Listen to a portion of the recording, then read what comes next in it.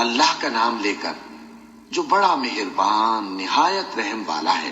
جو چیز آسمانوں میں ہے اور جو چیز زمین میں ہے سب اللہ کی تسبیح کرتی ہے۔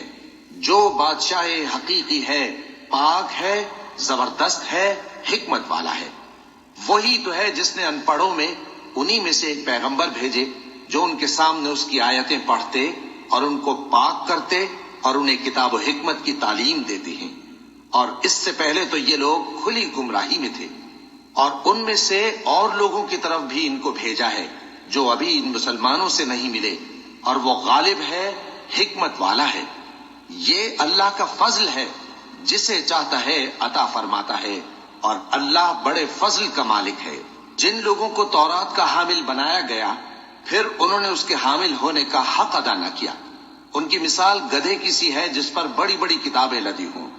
جو لوگ اللہ کی آیتوں کی تکذیب کرتے ہیں ان کی مثال بری ہے، اور اللہ ظالم لوگوں کو ہدایت نہیں دیتا۔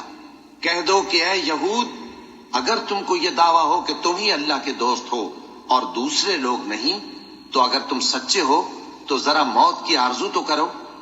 اور یہ لوگ ان اعمال کے سبب جو یہ کر چکے ہیں ہرگز اس کی آرزو نہیں کریں گے، اور اللہ ظالموں سے خوب واقف ہے۔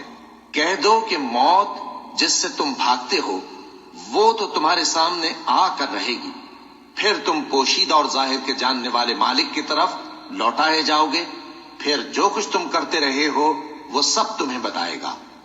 مومنو، جب جمعے کے دن نماز کے لیے اذان دی جائے تو اللہ کے ذکر کی طرف لپکو اور خرید و فروخت ترک کر دو، اگر سمجھو تو یہ تمہارے حق میں بہتر ہے۔